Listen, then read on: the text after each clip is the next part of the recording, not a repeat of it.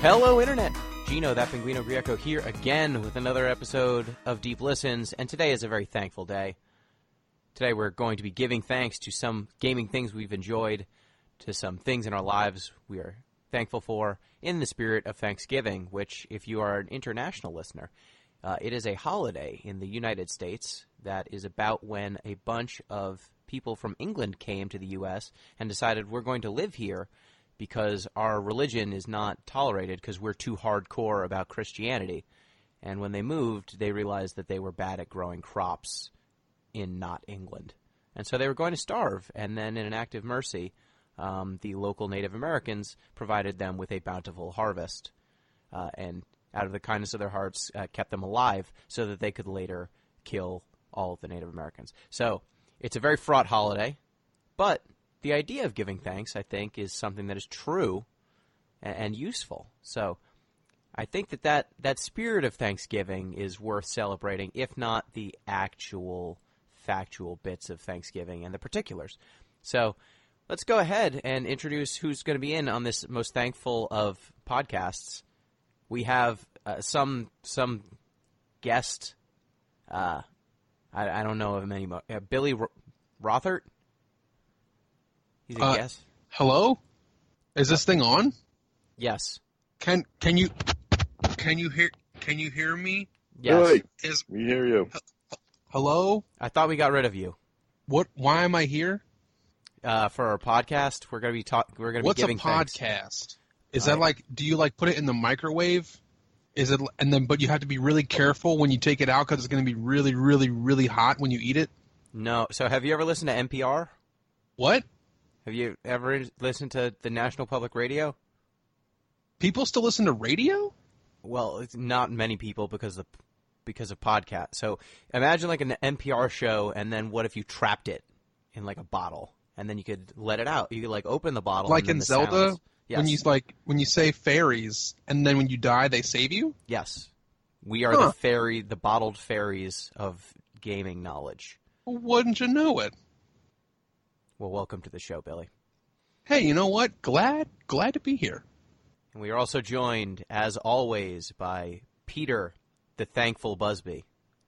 What's going on, everybody? I'm glad to be here participating in another podcast for Deep Listens, one that's going to erupt in controversy quite shortly, courtesy of Gino. But I'll let him handle that. Before we get to that, just for today's fun fact, it involves Ben Franklin and the sort of common myth that he proposed the turkey for the national bird of the U.S. of A. Not quite true. He didn't like the bald eagle. He thought it was, quote, a bird of bad moral character.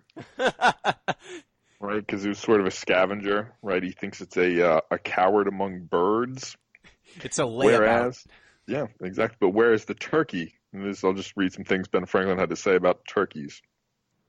For the truth, the turkey is in comparison a much more respectable bird, and withal a true original native of America. Though a little vain and silly, a bird of courage, and would not hesitate to attack a grenadier of the British Guards who should presume to invade his farmyard with a red coat on. So Ben Franklin, like turkeys, hated bald eagles, but never made it like an official political stance, let's say. Damn it, if he was just a little more extreme, we could have had turkeys. I know, right? How cool would that have been? All the super cool Twitter accounts that are just a bald eagle. What if it was just a turkey on a flag? Oh, man. I want to live in that alternate reality. Just make everything a little bit more ridiculous. Right. Maybe I feel like it would deal with a lot of the complexes our country has right now, too. That's true. Have you ever seen a turkey fly? Apparently wild turkeys can fly 55 miles per hour. You believe that shit? Yeah, I do, because I saw one do it. That's insane. I was driving my car, and a wild turkey flew across the road above me.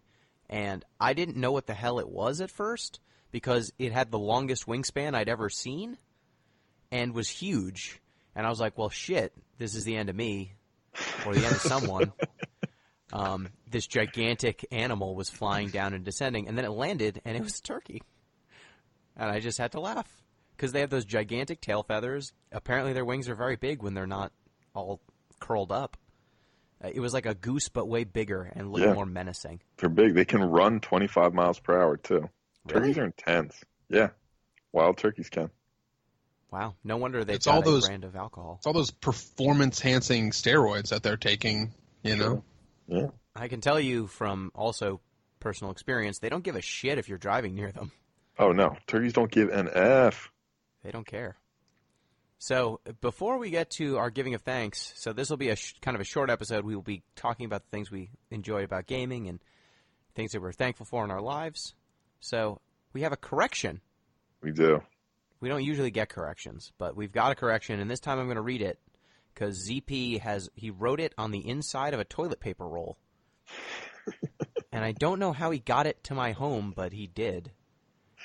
And I don't know why I looked in the toilet paper. Don't ask me why I look in toilet paper rolls. Second, here's the message. Pete's fact about Colonel Sanders is an urban myth and not true, all caps. Could you communists at least get your facts straight? And then he sent me a Gizmodo article that says, no, Colonel Sanders never killed a man in a shootout. Yeah, did he read the Gizmodo article, though? Looks like he just gave me the article. I don't know. He didn't indicate if he read it because, writing out a hyperlink on the inside of a toilet paper roll doesn't actually do anything. All right. Allow me to defend myself then. So Colonel Sanders may not have necessarily fired a shot that killed a man, but he was very much prepared to do it. So he was in a gunfight, right? He was with two district managers from Shell. This is all from the same Gizmodo article that he sent you. They saw the guy painting over the sign. The guy painting the sign shot and killed one of the men with Sanders. Sanders then picked up the dead man's gun and returned fire, wounding Stewart, who then reportedly shot out, "Don't shoot, Sanders, you've killed me." Stewart ended up living. Sanders didn't actually kill him, but from the sounds of things, he was very much prepared to and wounded him before the shootout ended. So, all right, granted, Sanders didn't actually kill the guy, but that's only for, poor shooting as opposed to Colonel Sanders' willingness to kill. It's not. I mean, if anything, I feel like Colonel Sanders should be even more venerated as a merciful Lord. He's a merciful God. He's just a poor marksman, I think is the moral of the story. If Colonel Sanders could shoot better, the man would be dead. And maybe the history of fried chicken would not be the same. No. We would all be talking about Popeyes, which is the superior chicken anyway. You think so? I mean, I have no skin in the game because I'm a vegetarian, but... I will die on that hill.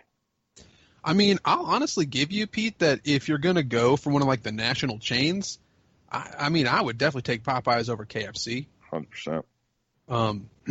Other contenders, Bojangles, Churches, and so forth, they have, their pros and cons. Purposely, nothing's better in the morning than a Bowberry biscuit from Bojangles. But I think as far as all-around staples, Popeyes probably got them in the chicken category. Would you be thankful for any of these?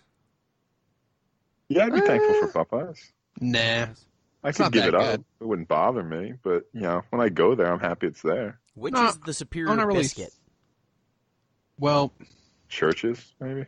I'm going to say Bojangles because of the aforementioned Bowberry biscuit. Sure. I mean, that's a southern thing, though. I don't get too many Bojangles here in the north. Well, I guess we'll never know then. There is a chicken place in Richmond, Virginia, called Lee's Chicken that smokes all of these clowns as far as chicken and sides, but alas, it is not a national chain. Let's see if we can score a sponsorship for the podcast. Yeah, hey. Lee's Chicken, if you would like to reach out. A chicken sponsorship. I'm sure, Pete, you would be happy with that. I would have 100%. nothing for them. And maybe they serve falafel or something too. Yeah. Man, I can really tear up some falafel, though. Just like some moussaka. Just give me like some biscuits that don't have animal fat in them. That's all I want. Yeah, they're probably mostly made with lard. Yeah. Well, on that note, I think it's time to turn to giving thanks when we're talking about indulgent foods and Thanksgiving-esque meals. Mm-hmm. So, why don't I start it off with something I'm thankful for? Get after it, Gino. I'm thankful for the platypus. Now, Sure. I use the Platypus Award, every year at Game of the Year, but I don't think we fully appreciate how majestic the platypus is. as a creature that should not be. And I've got an animal fact for you. Okay. On top of being one of the only billed mammals and being one of the only mammals to lay eggs, the platypus is also venomous. Did you know this? Mm-hmm. The male platypus, specifically, has a barb kind of on the side of its claw, its forward paws, that it uses in territorial disputes with other platypi. However, the platypus's venom is very unique in the animal kingdom. It is one of the only venoms that does not react to morphine. So you're telling me if you're stung by a platypus, there's no way to dull the pain? No. Or at least the most common way you would dull the pain does not work on platypus venom. Now, platypus venom is not lethal. It's not especially dangerous. All it really does is induce a high level of pain, but it is pain that can only be stopped by blocking the actual nerve. You have to block the nerve ending. I love that, that's all the platypus venom does. It won't kill you. It won't really debilitate you. It'll just really hurt, and there's nothing you can do about it. Exactly. That's just the best. Like, in a territorial dispute, it stabs someone, and the other platypus is just like, well, what the fuck, man? And then it waddles off, swims off. But I'm just imagining some sort of future James Bond movie where the villain has platypus venom, like in a syringe, and they're like, well, James, I know some way to make you talk. And then they torture him with platypus venom, and then explain that exact fact about the morphine. Suddenly they're the most dangerous animals in the world. The platypus just poisons for sport. Exactly. And I just love the idea that there's this venom that it's not useful for killing or for debilitating prey. It's just got this really specific use. It just hurts a lot. And so, it's just malice liquefied. Yes. So I'm just wondering if there are other venoms out there that do very specific things like that. This one makes you smell apricots. If you You're know, just overwhelmed. If you know of other interesting venom facts, be sure to write into the show. Yes, I heard about a venom from a jellyfish in, I believe, Asia that causes a sense of impending doom. Really? Yeah. Are you just making this shit up? No. That sounds vaguely familiar. So if anyone wants to fact check this, I don't remember the name of the jellyfish, but it's a jellyfish that, its toxin actually does things in terms of, consuming prey and killing things. Like, it will cause respiratory failure if exposed to enough of it. It causes intense pain. But it also, on top of that, causes people to feel that they are going to die when, in fact, they might not be. So it causes people to have dark thoughts, which is just, wow. That's awesome. So I haven't done that much research. I found one article, and the title is "Apparently There's a Jellyfish Whose Sting Causes Feelings of Impending Doom." According to this, it's the irukandji. Yes. That would be which that sounds pretty badass. Yeah. I mean, it's between that and cordyceps making things just move north until they die. When it comes to weird interactions, whatever you think of, nature's come up with something weirder. Yeah. I wonder what if the irukandji stings a person, you get a sense of impending doom. If it stings a fish, are fish capable of senses of impending doom? I don't know if they have the higher order mental states that can really grapple with that. They just freak out. They just can't stand it. Just existential dread. This is the first time a fish experiences it. The ennui of this fish. Man, now I just want to see some sort of study that exposes fish to different types of stimuli and then just sees what happens. Maybe you hit it up with some regular jellyfish venom and the fish is like, oh, this fucking sucks. But then the irukandji happens and it's just this fish starts swimming upside down. It starts just going in circles. I don't know how a fish would represent existential dread, but I'd love to find out. Apparently, nutmeg overdose can also create a feeling of impending doom? How does one overdose on nutmeg? I don't know. This is just what this article's telling me. Too many pumpkin spice lattes? I guess. But yeah, Wowzers. nutmeg overdose. So that is what I'm thankful for, the stately platypus. And Sure. I've seen one in person. They're much smaller than you'd think. Really? Yeah, they'd fit in your hand. Until Real it stings you, and then your hand starts to burn. And then it starts to burn, and then there's nothing to be done. Yeah, they're only 20 inches. Billy, Very nice. what about you? What Are we doing thankful for? are we doing gamer thankful stuff now, or just off the wall life thankful stuff? It could be anything. This is an open-ended show. Well, What are you thankful for?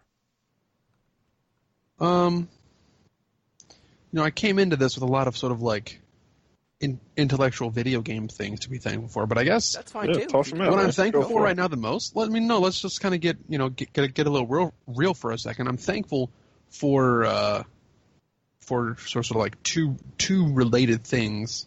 I'm thankful for my therapist, and I'm thankful that like it's not toxic or weird to talk about mental health openly and publicly.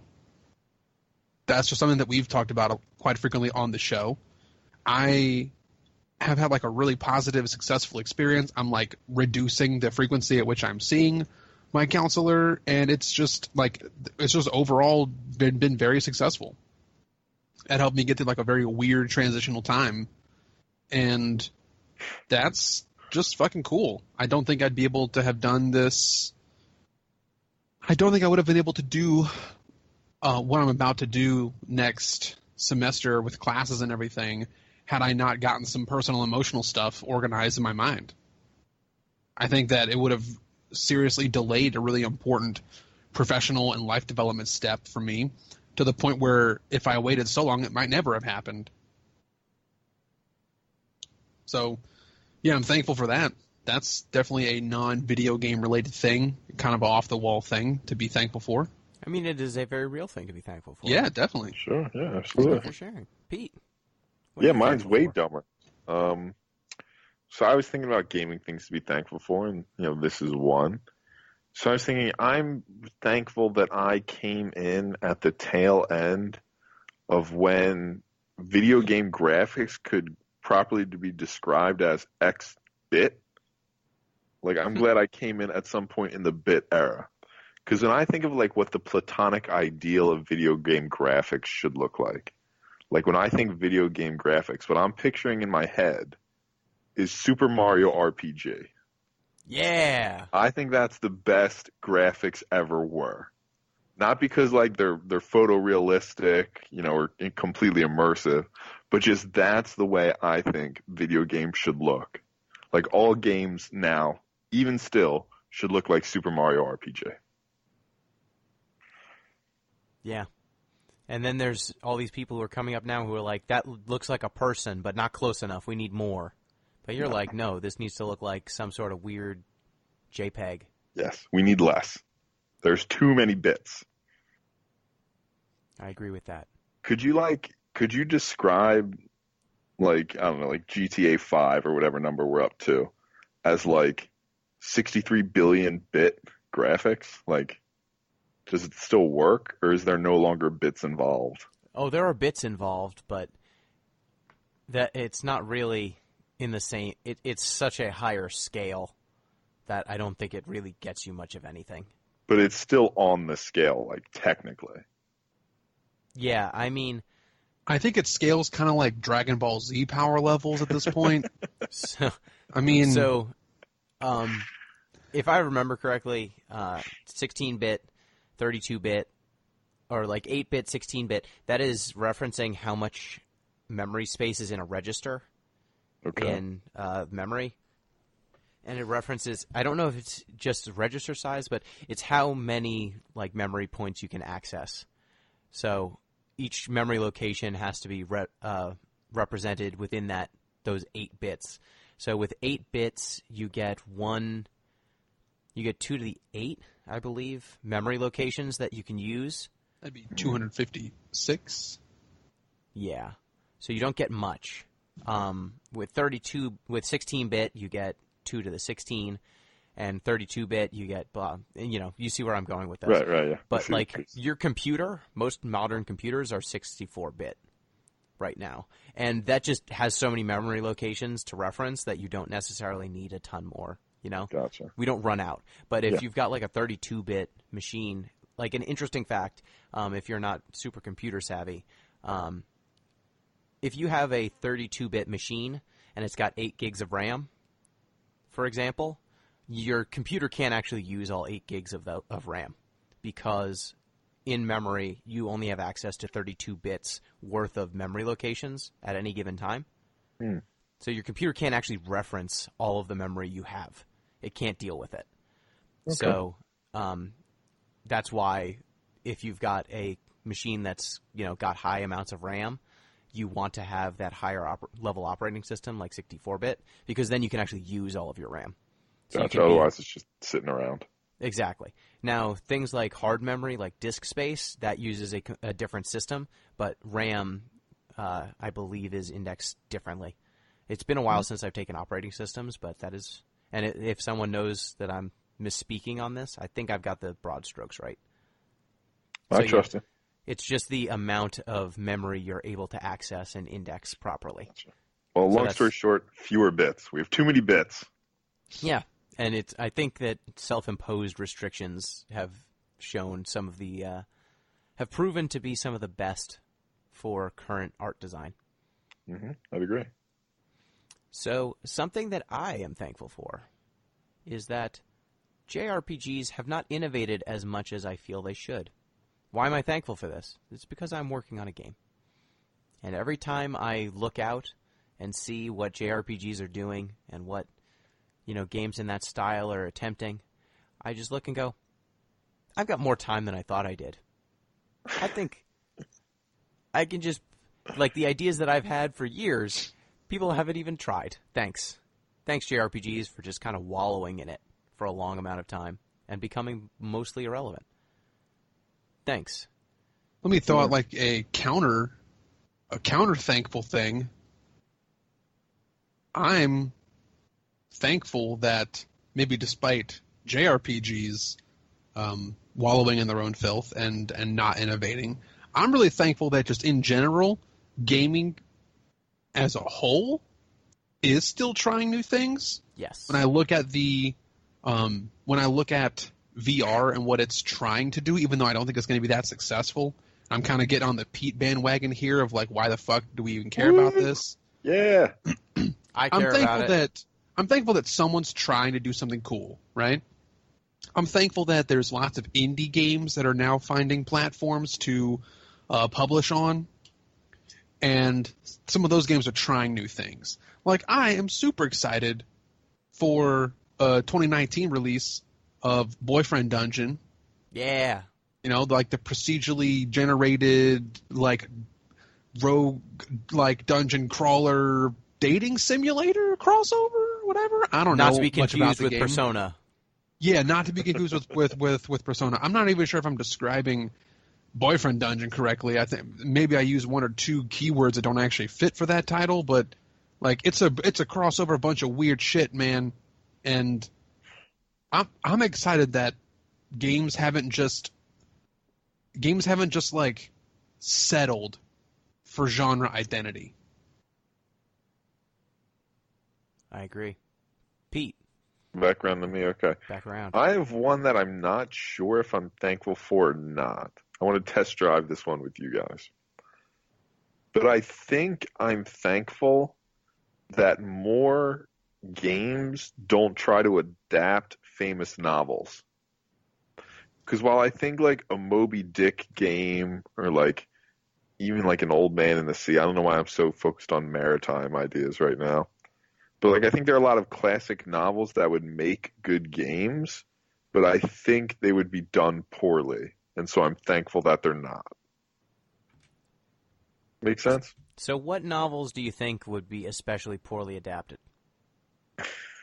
I feel like first pick the novels that could have a good game, but somebody would fuck it up. Yeah. So like let's think about it. Like what might like Frankenstein, right? Like if you tried to make a Frankenstein game, they would get too far away from Mary Shelley and they would blow it. But I like mean, if they you have made it made Frankenstein games. right, but I'm saying you could make like a really cool survival horror Frankenstein game where like Dr. Frankenstein is I forget who's chasing whom. He might be chasing his monster around the Arctic. And like if you were just sort of like hunting Frankenstein's monster as Dr. Frankenstein in order to kill him, or like earlier in the novel, Frankenstein's monster kills everybody Dr. Frankenstein loves. If you had to try to like protect your family from the monster, but I feel like it would just turn into like a standard like creature horror thing as opposed to oh like you have this weird interaction with your creation and you have to hunt it, but it's also hunting you. Like, but I think they'd blow it. Yeah, I'm reminded, of course, of the amazing game Dante's Inferno. Yes, yes. I think this is actually the one that sparked this whole thought in my mind. Yeah, where you have to kill your way down through hell's circles to get to rescue your lost love, who's been stolen by death or Satan. It's bad. Yeah. She's dead, and you need to get her back from hell. I'll say the anime was better. But, like, unironically. I mean, you know what was better than the anime? The book? The book. The Inferno. Well, but hold on. Like, I think, like, the anime Dante's Inferno actually did, like, a couple cool stylizations and stuff like that. I think it wasn't embarrassing. Standalone, the anime was just, like, a cool twist on a classic. But Question. I think we could all agree that the game did no good for anyone. No. Yeah, but the question, Billy, have you read Dante's Inferno, the book? Yes. Okay. One of the few books, honestly, that I've actually read. I can probably count, like, on two hands how many novels I've willingly read. What's on a novel? Yeah. Or, sorry. Let's just narrow it down. Book in general. Okay. Piece of written text longer than like a short story or novella that I've read willingly. Have you ever read Purgatorio and Paradiso? Fuck no. Yeah, I don't think anybody does. I actually own those two books. I'm sure you looking at own them. I think you get them in the DVD box set when you order Dante's Inferno. Yeah, they're just like, oh my god, take these away. Like, we have too much inventory. Just take them. Free. Please. Here you go. Purgatory, it's just dead babies all the time. Yeah. And unbaptized folk. Yeah, going from reading Dante's Inferno and talking about, like, this Italian poet kind of going down, led by Virgil, right? Another poet? Yes. Down through all of these circles of hell and all of the nice ironic punishments that everyone gets, versus the game version where you're an ex-crusader who's got a crucifix sewn into his chest. Yeah, sewn into his chest. And you're just playing God of War. Wow. Yeah, I would like to see the completely disrespectful Moby Dick adaptation that I would expect from gaming, right? It would be you'd play as like Ahab or something, and you'd have this badass harpoon. You just kicking whales' asses left and right. Yeah, just like killing no whales. question of just like hubris and like man's place, just like yeah, shoot them whales. So is it bad that now I think that every game, every adaptation of an epic novel or poem should be done in God of War format? I'm sure, like, if we asked the developers, like, oh yeah, God of War was based on Portrait of the Artist of a Young Man, but like we didn't want to make a big deal about it. We're all big James Joyce fans here. Of course. All right, so something back around to you, Gino. Back around to me. Let's do. I've got a bunch. If you want to just start doing spitball round. Let's do 2 more rounds of thanks. What do you say? 2? Just 2? I've got like 5. You've got 5 rounds of thanks? Okay. I could do quicker ones. I'd be amenable to quicker ones. So, something I am thankful for is that the NBA season this year is fun. Yes, it is very fun this year. It's very fun this year. There's a bunch of good teams, a bunch of bad teams. Some of our predictions are real bad. Some of our predictions pretty good. Yeah. But it's been a fun year. The Bucks are a fun story. Kemba Walker is fun. The 76ers are interesting. A bunch of fun teams. The rookie class is really, like, all of them are performing pretty well. It's just a lot of drama. And again, the West Coast, the Western Conference, is a knife fight. There's one team that's like the Suns are 4-15, and then the next lowest team has 9 wins. They're almost 500, 9-11. So, great season so far. Enjoying it. Billy, go ahead. The biggest thing in the gaming community that I'm thankful for, and I wish it would sort of make a resurgence, though I'm not certain that it will, is platform backwards compatibility. That's going to be hard. That's something that I think is unfortunately going to be no more in maybe the next console generation or two. And it sounds weird to think of it like that, like in the next console generation or maybe 10 years from now. But backward compatibility, something that was kind of like so crucial to my life growing up as a gamer, because I did not ever have the resources to play the most up-to-date games. I always had to be like a generation behind, and I kind of liked it like that because that means all my games were like $15 or less and not $50 to $60. But if I couldn't play, all the Nintendo consoles up through like the Wii U, I think, had like at least one generation of backwards compatibility. Yeah, Nintendo's always been pretty good at it. PlayStation, there's a version of the PS3 that has PS2 backwards compatibility. PlayStation 2 has PlayStation 1 backwards compatibility. Yeah, so the problem is that once you got to the PS2 level of technology, there was just a pretty significant jump in processing power from that to the PS3 and to the 360. And the way that they got around that with earlier consoles was that the chips that were required to play a PS1 game were present in the PS2.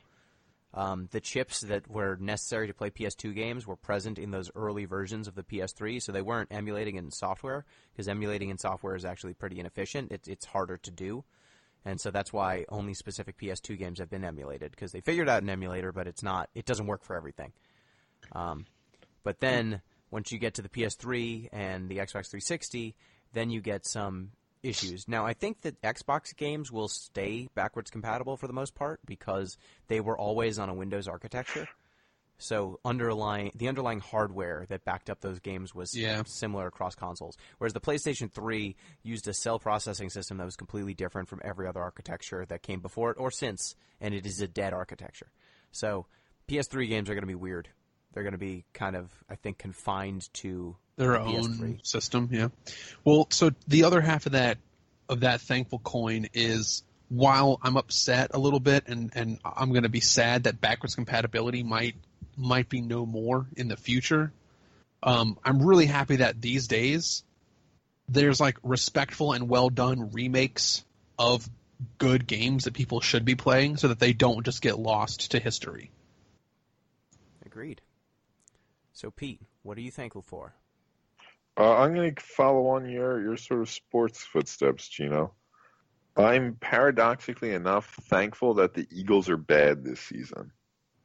Because I feel like this is the moment, like, I got a Super Bowl last year, and now I can finally divorce myself from the NFL completely. Yay! Yeah, I feel like now's really the point of no return. I'd flirted with it previously and couldn't quite bring myself to do it, but I think now's the moment where I abandon the NFL, and unfortunately I have to abandon college football then too, which I actually do like. Why? Well, because I think the morality is even worse in certain ways in college football. No, yes, it is worse. Oh, why do I like like college it football? at all? I just, stylistically, I enjoyed it better, but like it's worse in so many other ways. that I also have to abandon it. So I think this is finally the moment where I give up on football entirely. And I'm thankful that the Eagles, in their shittiness, were able to make it easier for me to do that. Excellent. I'm glad you finally made the sacrifice after your team won it all. Yep. Go out on top. You can see the incredible moral fortitude I have. Excellent. So, another thing I am thankful for. I had something, but then you saying football has distracted me. I can Billy, just jump in because you can jump in. If you got more, baby. Let me remember what I've got plenty. I am thankful that gaming in general is more accessible and more demographically diverse than it has ever been. Mm-hmm. Yep. In general, I'm happy that games are being played by a wider demographic of people. There's a way better distribution along the bell curve of not just age, but race, gender as well. We are closer to 50% male-female participation than we've ever been, which is cool. And I think that's only going to serve as one of like I don't know how I would describe this. Like, I guess one of like the cornerstone building blocks towards games being recognized as cultural artifacts, which is a big thing that this podcast in general has been trying to do, is like highlight games as things that are worthy of being examined and critiqued just as much as a piece of art or music or literature. And the fact that the stereotype of video gamers are just men between the ages of 13 and 20, or whatever the stereotype was 15 years ago, the fact that that's gone now is going to help this art platform that I like, this like mode of storytelling, become more and more legitimate. So I'm thankful for that, because I know that when my kids play games, they can be participating in a culture that's much more accepted. Nice. I remembered what I was thankful for. I am thankful for the current state of Magic the Gathering, because it's been a dark few years for people who like playing Standard. For those of you who have listened to our podcasts, Standard has been very, very predictable for maybe 4 or 5 years. It has been unhealthy for like the last 2. I would say actively unhealthy. Like they had to ban cards. The format, in their own Standard while they were in that same block. Yeah, so like the last 2 years, there have been multiple bannings that were required. The last 2 to 3, I guess, there have been multiple bannings required because the format just became completely warped around a certain handful of cards. Reflector Mage. You had that Thopter thing that just drew a card and was in every deck because why not? Yep, there were a bunch. The energy mechanic from Kaladesh, Smuggler's Copter. Yeah, Smuggler's Copter. That's what it was. Like 10 different cards over like the last 2 years. It's been intense. It's been bad. You don't want that. They've banned a card from almost every set that came out for a few years, and now that has stopped. And Standard is finally healthy again. Until they ban Teferi. They don't need to ban him, thankfully. Actually, they managed to make a format where a card that is powerful enough that he sees play in Modern, and I think also some play in Legacy, is not actually the strongest thing to do in Standard right now. There are like 5 or 6 different decks that are completely viable, and week to week they change positions, and every single deck has options for every single problem, so you don't have a situation where like one deck is just completely outgunned by other decks, so it just gets forced out of the format. Instead, it's a nice rock, paper, scissors change. And even the decks, if you pick up any given deck, you can tune it to have a decent matchup against whatever deck you want to take down without completely warping your deck to where it's a shell of itself. And that is something that has not been true for years, and I'm happy that it's finally true again. You know what? Yeah, I'm on board with this, because the more and more that I play MTGA, and I'm also thankful for Magic the Gathering Arena for making an online Magic the Gathering product that isn't hot garbage. Yeah. I'll say that, just piggybacking off that a little bit, it is nice to have a standard where you get rewarded for trying to be creative in your deck building. Yes. And I'll rephrase that. You don't get just instantly punished for trying to be creative. Yes. You don't just instantly lose. And there are a bunch of configurations and even some decks that play almost no rares or mythics that are completely viable. There are some decks that are just stacks of rares and mythics, and I'm just going to hit you to death with my wallet. And those exist, and both of them are good in different ways, which is better than Standard has been, where like the last few years, it's just felt like a rumble of who's going to acquire all of the cards that are good, and all of them are like $40 each. And we're just going to have this rumble, and then everyone who's priced out, sorry, tough luck. Pete, what do you have? Yeah, I'd like to add on yours a little bit. I feel like maybe I was just outside the game for too long, but it seems to me like there's been a little bit of a board game renaissance, so to speak. There has been. Yeah, maybe it's a fact of Kickstarter and like additional fundings. Like it's not as if, I don't know, Parker Brothers are just the only game in town anymore. But I feel like there are more good, high quality board games, whether you want strategy or you want something more casual.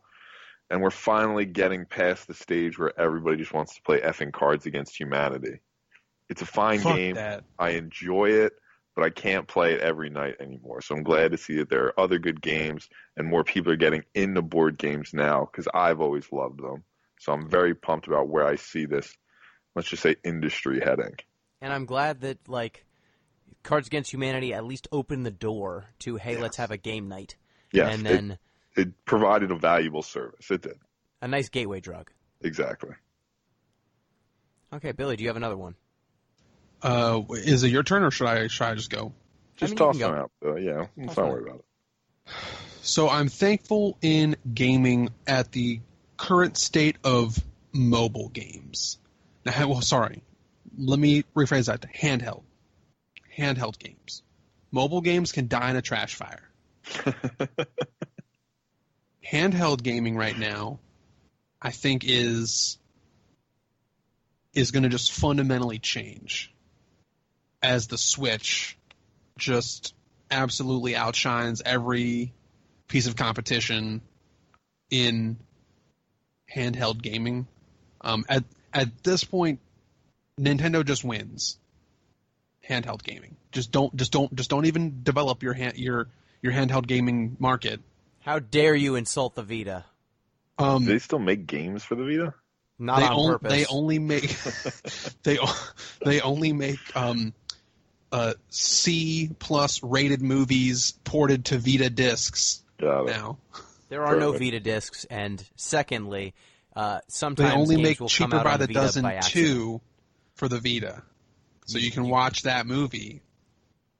Sometimes when someone's movie. making an indie game for the PC, they accidentally hit the button on their dev tool that says put out a Vita version.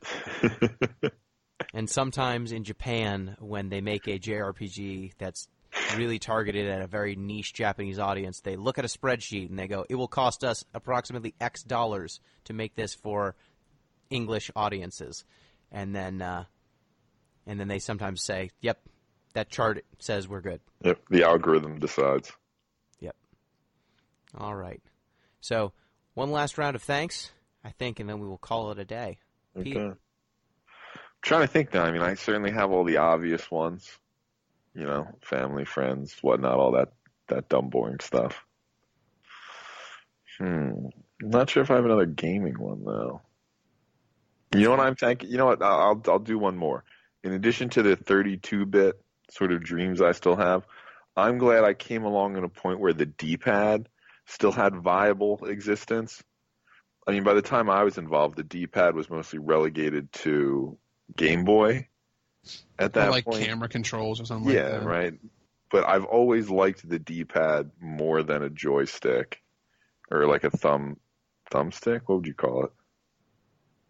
Analog stick. I feel like Analog stick, analog or there. joystick Yeah. is fine. Even if it means I have to press down 2 things to move diagonally, in my mind, the D-pad is the appropriate format with which to interact with a game. Is it weird that I kind of wish just like WASD was like universal D-pad? I mean, why? Yes, that is weird. But it's like you can't really console WASD. You know what I mean? I actually, for a while, Gino, I really hope you don't look down upon me. But there was actually a time where I played Street Fighter V with my mouse and keyboard. Get out of here. And I was like, it's almost like a hitbox.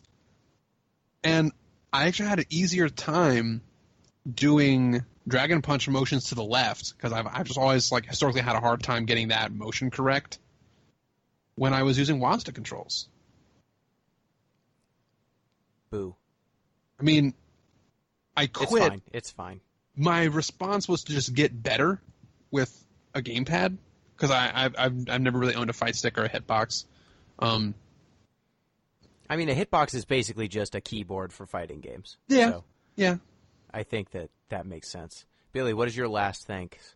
I will go last because I host. Okay. My last thing that I'm thankful for, this is the end of this list, but not the end of what I'm thankful for. And again, I've been kind of exclusive in gaming, with the exception of my first thing that I'm thankful for. I'm thankful that now more than ever, the video game community, the consumers, have a voice in how games are made and what games get made and how games change after a launch. I'm going to sort of lump into this like how patching is a thing now where it didn't used to be in the past. Like the community can find a glitch or a bug or an exploit and it can be fixed so that games can work the way they're intended. I'm happy that when a community says, hey, we really want this kind of game to be made, and a Kickstarter can be funded, and 2 to 5 years later that game comes out, I'm really happy that a community can say, hey, when are we going to finally get that Final Fantasy VII remake? Oh, okay, now it's on the books. Oh, wow. Hey, well, it's not finished yet. Yeah, let's not count our invoke chickens. the ghost of Final Fantasy VII. All right. Well, let's say the community scratches our heads. When's Kingdom Hearts 3 coming out? Oh, okay. Well, that's coming out. I'm glad that The Last Guardian came out. These games that were highly anticipated and everybody wanted them. Now we're in a culture where I think because of the ways just in general communication have grown, we have more avenues to speak and more avenues to make our ideas known and more ways to get people with the same ideas pushing on the same side to move this block forward, that we can say, hey, let's talk about Final Fantasy VII. Hey, let's get that Kingdom Hearts 3 actually fucking released. Let's get The Last Guardian released. Hey, let's get here's another example. Everybody wanted more Banjo-Kazooie games. That genre died, or that series died because of weird acquirements and platform changes. Oh, well, you know what? Someone picked up and made Yooka and Laylee, or whatever that game's called. And then it taught everyone that they didn't want another Banjo-Kazooie. I mean, it's fine. Look, the people asked for it, they got it. Whether or not they actually wanted it, they asked for it, and then they got it. And it's great. So, in general, final thought there is, I'm happy that now the gaming community can be a part of what games are made and where the direction of the community goes. We're not just subject to Nintendo Power Magazine says this is going to get released next year, hope you like it.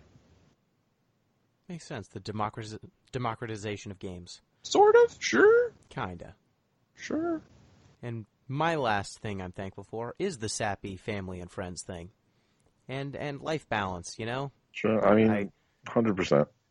I think with between this podcast and all the other gaming related stuff I do, I think I'm in a good spot now where I can manage podcast games, staying up on Magic to the extent I have been, working on my own game, doing work and other outside projects, and I think I found a good spot to balance it all.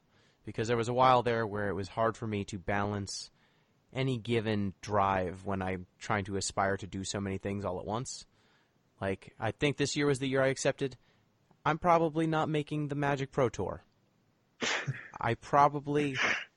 Not because I don't think I could do it if I set my mind to it. Like, I think I am decent enough at the game to at least, like, if I grinded tournaments, spike one of them if I wanted to. But the amount of time and effort and energy and money that it would take for me to do that, I did the calculation and said, maybe that's just not for me. Maybe I can just like this as a hobby. I don't need to be the most extreme, most intense, most competitive at it. Or like basketball, like I play a lot of it, but now I play it, instead of going and playing until there are no people to play with anymore and playing for hours and hours and hours, I play for an hour and go, that's enough. And I don't turn my ankle and I don't hurt my legs. I think I'm finding a little bit more healthy balance, and that is thanks to, and no small part, to my wife, who I love very much, and for her helping me find my priorities and set them appropriately, and to just kind of growing up, trying to figure out what the things are that really matter and what things can be a nice side thing, but doesn't have to be the entire focus of my life. Very nice. Finally balancing that just because I'm doing something doesn't mean I have to throw all that I am into it. I had a similar discussion with myself about golf. You thought you were going to make the Pro Tour? I thought golf? that if there was a time when I considered pursuing an amateur career, but I chose to prioritize other things, Yep. Yeah, and like it certainly helped that like the end of the rainbow on Magic is like a couple $1,000s in a tournament. Yeah. And the cost is thousands and thousands of dollars in travel. And hours and hours and hours of your life that you'll never get back. Yep.